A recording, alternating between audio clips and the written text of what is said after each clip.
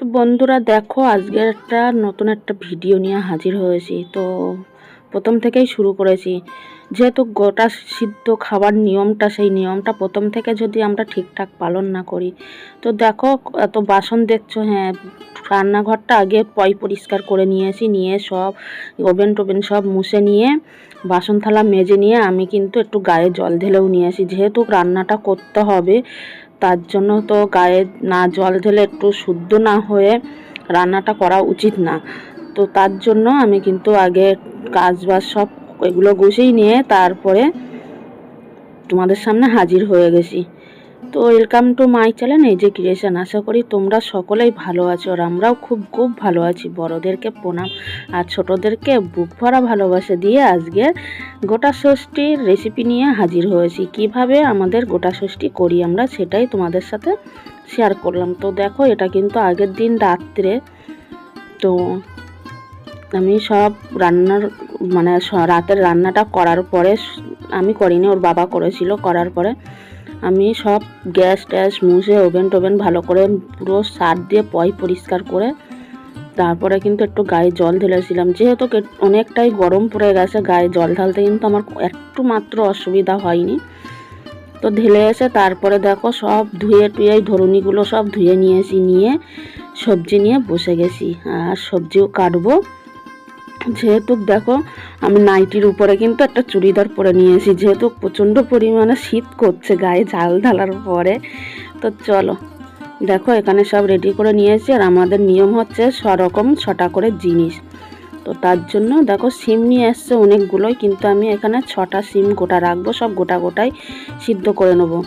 আর পালং শাকটা না দিলে ভালো লাগে না, সেই কারণে পালং শাকটা দেবো। এখানে 6টা বেগুন, 6টা কুল নিয়েছি, 6টা টমেটো, 6টা হচ্ছে আলু, 6টা মটরশুঁটি, এই নিয়ে আমি ভালো করে ধুয়ে নিয়ে চলে এসেছি। এবার আমি এইগুলো সব একসাথে প্রেসার কুকারে দিয়ে সিদ্ধ করব। আর বেগুনটা কেটে নিয়ে আসি কেন বলো তো, বেগুনের মধ্যে না এখন পোকা থাকে, ওই কারণে বেগুনটা করতে গিয়ে পুরোটাই কাটা হয়ে গেছে, গোটা দিতে পারিনি। তো তার জন্য বোটা সমেত কিন্তু গোটা রেখেছি। দেখো আমি বোটা কিন্তু ফেলিনি, বেগুন দিয়ে কিন্তু আমি বোটাগুলো রেখে দিয়েছি এইভাবে মুখের দিক দিয়ে। মানে আমাদের যেটা নিয়ম, সবার তো এক নিয়ম হয় না, আমার যেটা নিয়ম আমি সেটাই তোমাদেরকে শেয়ার করছি। আর এই সিম, এই পালং শাক এইসব কেটে নিয়েছি, এগুলো দিয়ে একটা চচ্চড়ি হবে তার জন্য। তো দেখো আমি এবার প্রেসার কুকার নিয়েছি, নিয়ে আমি এর মধ্যে কিন্তু দিয়ে দিচ্ছি সব গোটা সিদ্ধ হবে। এর মধ্যে লবণ দেব, দিয়ে জল দিয়ে সিদ্ধ বসাবো।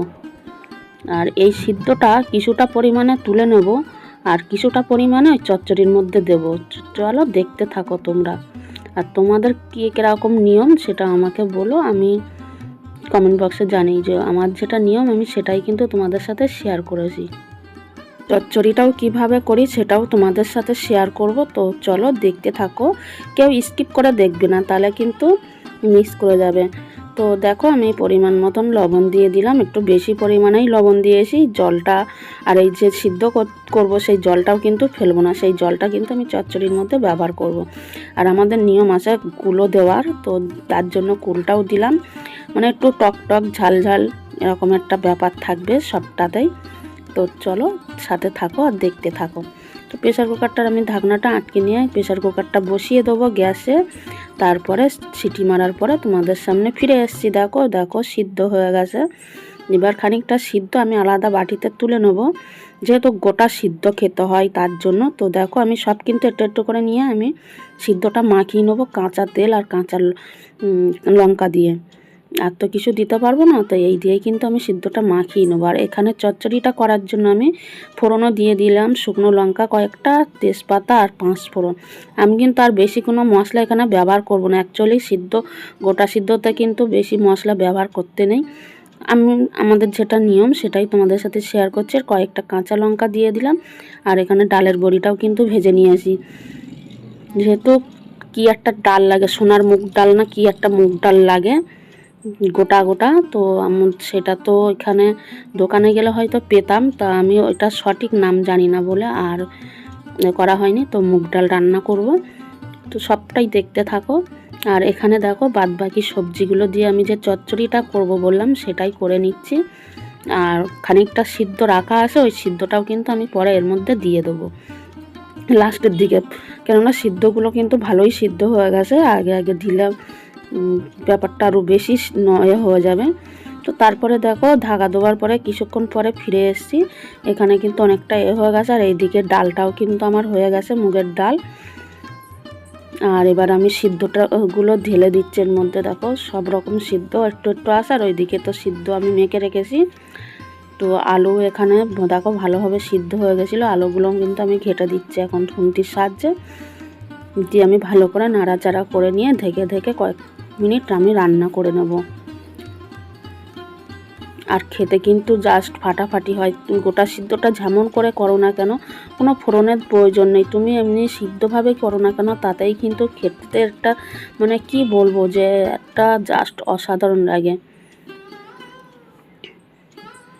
মানে একটা অন্যরকম একটা অনুভূতি এই গোটা সিদ্ধ খাওয়াতে, খুব ভালো লাগে খেতে। এটা আমরা 1 বছর অপেক্ষা করি যে কবে গোটা সিদ্ধ আসবে, এই অপেক্ষাই করি জানো তো।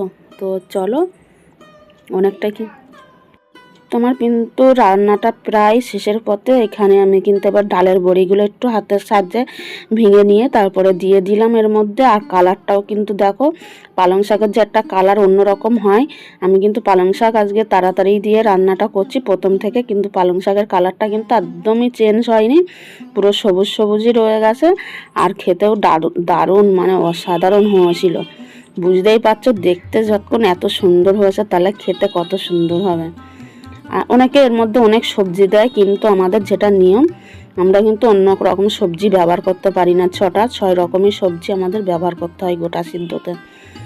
মানে গোটা ষষ্ঠীটা কিসের জন্য 6 রকম দিয়ে 6 রকম সবজি দিয়ে সিদ্ধ খেতে হয়, ওই কারণে আমরা অন্য কোনো সবজি ব্যবহার করতে পারি না।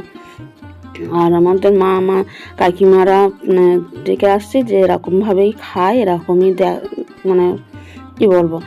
আর যদি বলো যে শ্বশুরবাড়ি, হ্যাঁ শ্বশুরবাড়িতে শ্বশুর শাশুড়ি তো সেই অনেক দিন আগেই গত হয়েছিল, তো ওনাদের জানি না নিয়মটা কী ছিল, তার জন্য বাপের বাড়ির নিয়মটাই মানি। তো এমনি জানি যে সব রকম নিয়ম আছে শ্বশুরবাড়িতে। তো দেখো আমার রান্নাটা কিন্তু পুরো কমপ্লিট। তো চচ্চড়িটা কেমন হয়েছে দেখো, অসাধারণ লাগছে কিন্তু। আর এইদিকে ডাল, আর এইদিকে হচ্ছে গোটা সিদ্ধ মাখা। দেখো আমি এর মধ্যে তেল আর কাঁচা লঙ্কা লবণ এক সাইড করে দিয়ে দিয়েছি। তো চলো আজকের আমার রেসিপিটা কেমন হয়েছে জানিও। আজকের মতন টাটা বাই বাই, ভালো থেকো সুস্থ থেকো সবাই।